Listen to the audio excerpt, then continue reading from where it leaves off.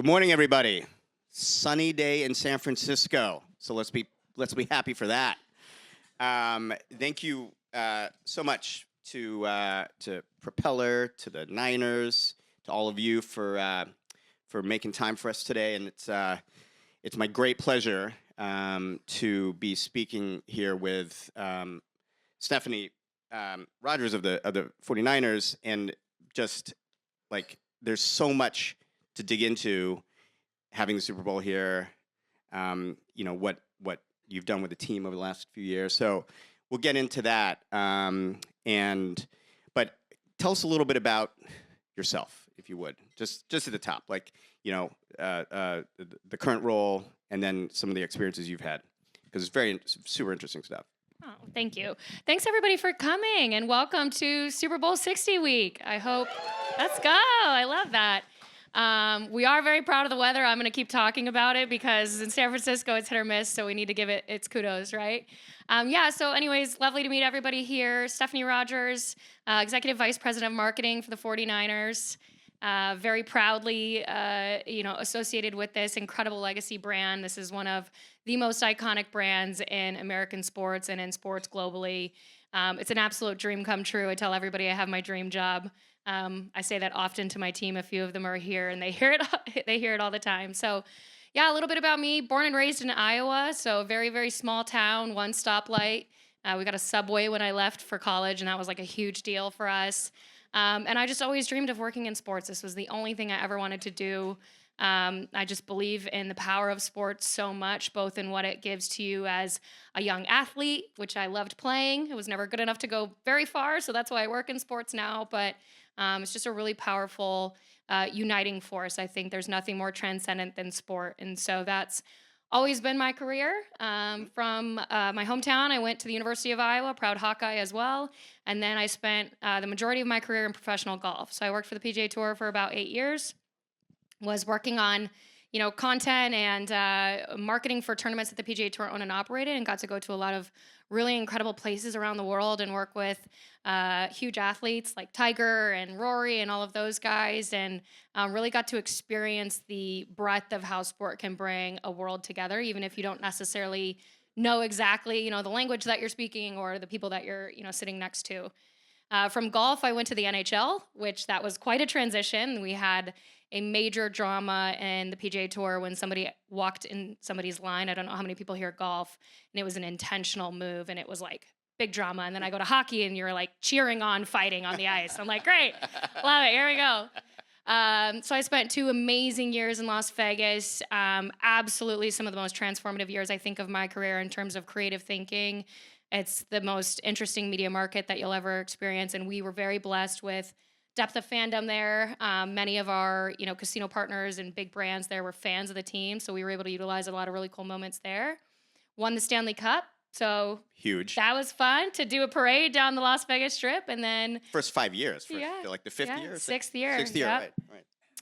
And then about 18 months ago, was lucky enough to get the call from the San Francisco 49ers and moved out to the Bay Area and just completed second season here with this amazing brand. So, yeah, it's quite a journey, and thank you for setting the context. I think it'll help, inform everybody in terms of sort of how you think about things. So when I think about the Niners, and I'm a, child of the 70s and 80s, it really was when the rise of the team. But, when you think about the legacy of Walsh and Seifert and, Montana and Young and Rice and, Roger Craig, I mean, go on and on and on. Now today with, Christian McCaffrey and Bosa and like all of them, when you think about the Niners, you think about a brand truly that makes legends, right? And so what was it like for you to step into that sort of that environment, as a marketer, right? To not just yes, of course there's the players, but also the overall brand of the Niners and how you took that on. yeah, I love that question because when I first got here, I was asking everybody, if you had to describe the brand, what would you say? And a lot of people talk about the legacy and the humility that comes with this brand, right? We're very humble. We're very kind of show up and put the hard work in, but don't necessarily be on the front page of the newspaper. We had a couple years there, but not, like just show up and do the hard work and get into it. And so we really dug into that. How do you protect and celebrate that legacy that's like such a powerful component of your brand while still leaning into the innovative, nature of Silicon Valley and the innovative nature of our team, right? So you mentioned Bill Walsh. He's somebody that's credited with changing football, changing American football. And so we had a lot of years of that as well. Kyle Shanahan, new era of that as well. He is an offensive genius in a lot of ways, right? And so we dug in on that. We landed on sort of this North Star internally, history of innovation. And that allows us kind of the flexibility to not only lean in and celebrate, that iconic global brand, but do it in a way that is still fresh. And so we talk about that a lot. How do you elevate both? And that's something that we've dug into. Yeah, I mean it. So we should talk about sort of the sort of the practical applications of innovation. But when it comes to the global brand that you're creating, right?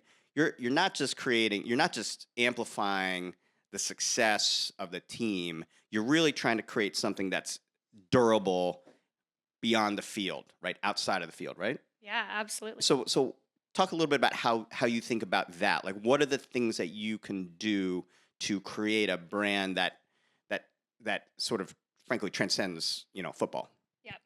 We talk a lot about building long-term relationships with our fans, right? So fandom is insatiable. It's amazing. Like, people cannot get enough of their favorite players, of their favorite teams. And so we try to show up 365 days a year in every format that you could possibly imagine us showing up in. It's a tall task, but a lot of brands have to do that now. And what we've come to find is that you can't put anything out there that your core fans don't want to consume and consume voraciously. One of the interesting things too that I would point out is we have probably somewhere in the range of 30 to 34 million fans globally. We've got about 24 million fans in the United States. Measurement, globally is getting there, right? But we're the number one fan in the UK. We're the number one fan in Mexico, several other countries as well. Australia, we have a huge fan base. We have millions of fans that don't know who Joe Montana is. Genuinely, Wow. right? Which is like hard to wrap your head around if you're a fan of American football. You're like, how is that possible? We have millions of fans who don't know who Ronnie Lott is or who Bill Walsh is. So our entire journey this past couple years is how do we bring all of these different generations of fans together? They know who Christian McCaffrey is. They know who George Kittle is because we've had amazing success the last 10 years. How do you bring them all together, find that common ground, and not alienate anybody? If you just talk about your legends, then you're alienating your new fans. If you just talk about the new people, then your generational fans are feeling like, how dare you forget the glory days, right? So we really focus on building this long-term relationship with our fans through all of the various touch points that everybody in here utilizes and knows, and through endless amounts of storytelling at the human level as well as the football level. Yeah, can we talk a little bit about the content creation? Because I just met your head of content, and I must say, like, if you're not a Niners fan, go check out the Instagram, go check out the YouTube, because the level, and I'm a Bears fan. Sorry to admit that. Which so speaking of legacy, that's a team that's like, oh, in 1920 we won a championship. It's like, okay, well, I'm not that relevant to today, but seriously, like the content you create and sort of the through lines that you're really creating for the audience, right? And not just the ones that are core fans, right? But the ones who might not be or are finding it in different ways, right? So how do you guys think about content as sort of leading the brand? Well, Will got my response to that earlier. It made me so proud. I almost started crying. So Juan Reyes is here. He's going to be on stage here in a little bit. And we're so proud of the work that he's done. He's been with us for a little bit over a year. We really focused on, we had a very strategic shift in our content this year of fan first and volume. So obviously you want more, obviously you want that quality to be high, but we really wanted to focus on what does the fan want to see versus just putting out football content. So we actually increased our YouTube content by over 200% this year, our video views by over 200%. And the engagement rate on that did not dip. We saw fan development. We added over 500,000 fans globally in terms of our Arabic and Spanish language channels, largely driven by the content that this team is doing. We added a layer of humor, right, to our content. because we know that young fans are really looking for humorous content in different places now. We brought another depth of layer in terms of emotional storytelling, which you mentioned earlier. Yeah, exactly. So we really strive to find every layer of every story and, get as much squeeze out of every piece that you can. We don't have endless amounts of time with these guys, right? But we really focus on, if we have 5 to 10 minutes with them, how can we get as many pieces of content out of that as possible to hit the different, emotions that we need to hit, whether it's your core fan or whether it's your young fan or whether it's the fan that's looking for an emotional story to pick them up. Yeah. So let's take that a little further. So I think Levi's is generally considered one of the 2 or 3 best, stadiums in the league. Some would say the best place to watch a football game for a number of reasons. I'd love to hear from you, sort of how you think about the fan experience there and what you guys are working on. And obviously, a lot of people experience that this week, but. And then but that's what is it? At most, 600, 700,000 people out of you have 4 million Instagram followers, right? So that's a pretty small fraction. How do you think about then extending what happens? You go to a game and then how does that emanate outside of the park? Yeah. Appreciate you saying that. We're very proud of Levi's Stadium. We just finished a $200 million 2-year renovation project over the past couple years. Part of that was installing brand new video boards that are 4 times larger. I don't even know how many LED pixels there are on there. I should, but there's millions and millions of them. We added a third layer. Yeah.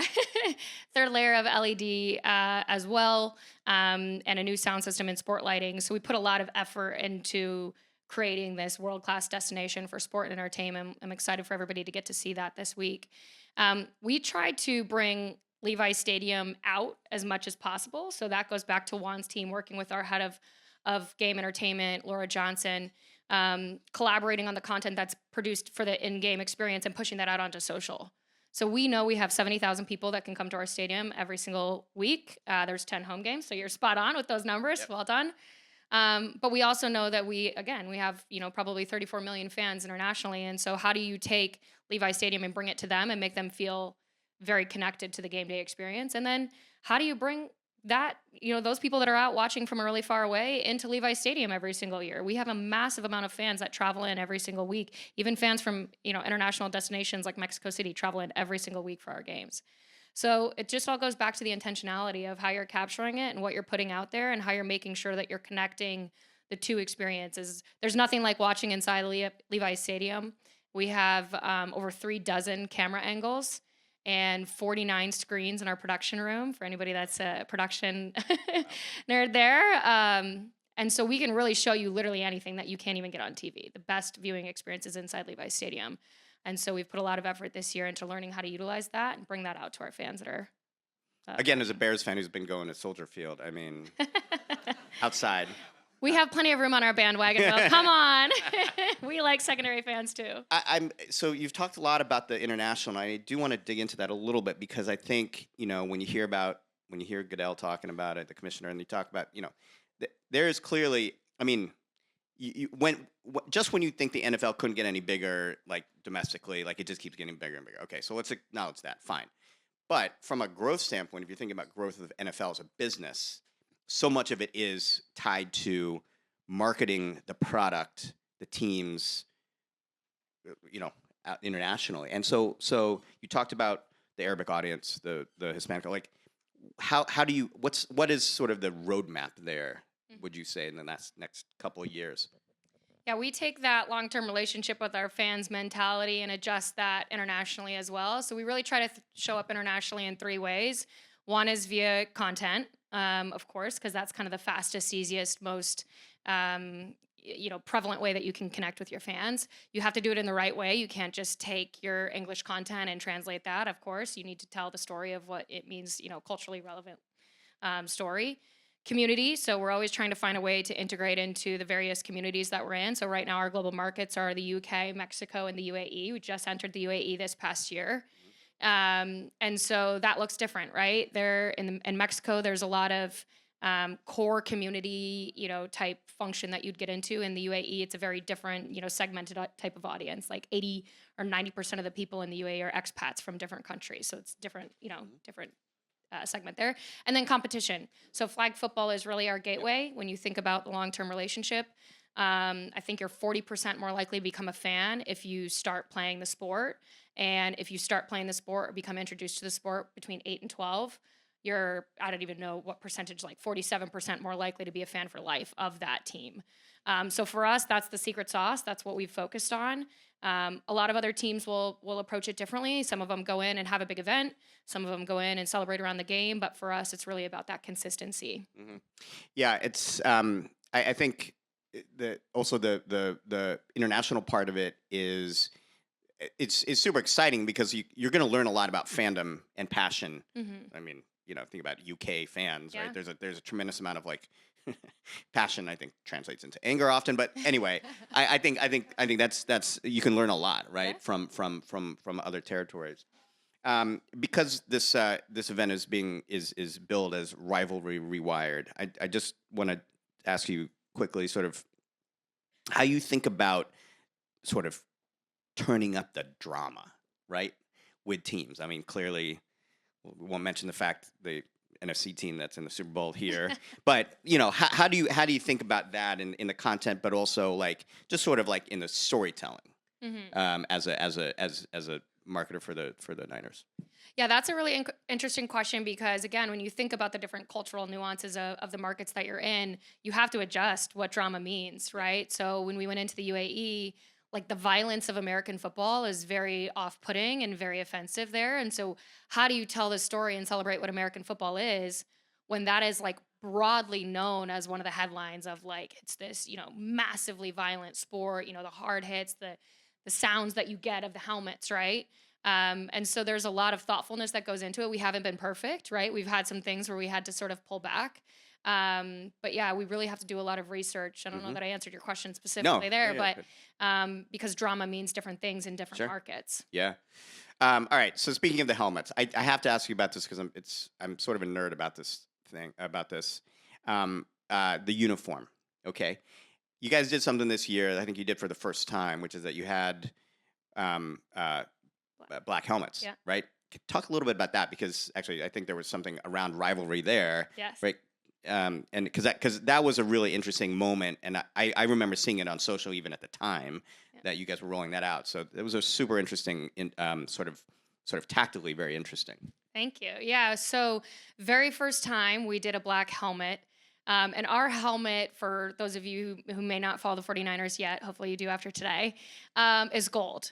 And it is one of our most sort of iconic kind of pieces about the San Francisco 49ers is that gold helmet and those gold pants.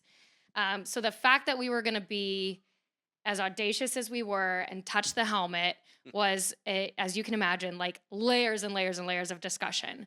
But this is a new program that Nike and the NFL had put together this year. 8 teams participated in the Rivalry program. It was one of my first weeks on the job. I was brought into this, project as top secret, obviously. And I see this black helmet, and we were like, "Holy smokes!" It was matte. The players actually were a part of designing the uniform, which is really cool. And we went round and round and round on what logo should go on the side of the helmet. So for all of our brand people here, we have our iconic oval that's on the side of the helmets now, but we had introduced a couple new marks with this rivalry uniform. And so originally we thought about having that new mark on the side of the helmet. And we just couldn't get there and couldn't get there. Finally, we decided we got to keep it the standard oval. And I think that really is what brought it to life.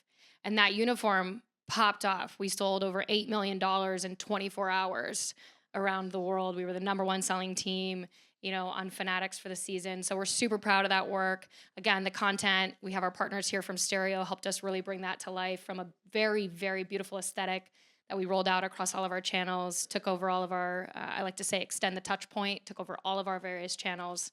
And yeah, we're really proud of that work. Your players were extremely excited. Yeah. I could tell.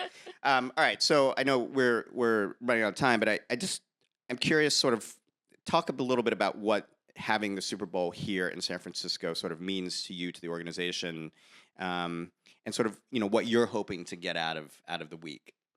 Yeah, we're so proud to have it here in San Francisco. This is the second time in 10 years. We hosted Super Bowl 50 as well, that we'll be having at Levi's Stadium. And for us, it's about legacy, right? What are we giving back to this entire Bay Area? So the Bay Area is 9 counties. It stretches all the way from Sonoma, Napa, all the way down to Santa Cruz, et cetera. And so for us, it's all about how are we sustaining. There's going to be over $1 billion of economic impact this year because of the Super Bowl, and World Cup is actually coming just around the corner. And there's a job force program. There's all sorts of different storylines that we're really proud of. That's what Super Bowl week is for us. Of course, it's getting to meet and interact with all of you and throw fun parties and just celebrate the sport of American football and the San Francisco 49ers and our friends at Bay Area Host Committee. But yeah, we're looking forward to seeing what kind of lasting impact we can create for the city with all of you. That's great. And then final question: any dream brand collaborations for the Niners? Like anything that you're just like, God, that would be amazing. It's so cool. Oh gosh. Putting you on the spot. We just launched a program, Football is Made for Girls, with Steve Young. And I would love to talk to anybody about that because it's something I'm unbelievably proud of. And he is so passionate.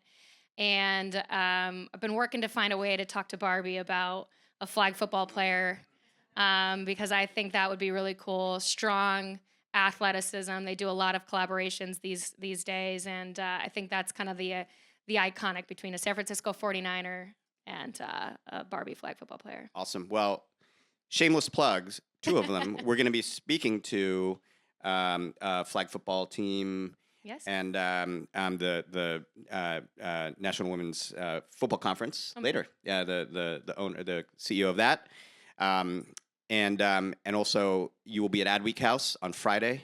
So please join us at Adweek House. So thank you again, Stephanie. It's been very enlightening, super engaging, and good luck with the week. Thanks, everybody. You, Will. Appreciate it. Thank you.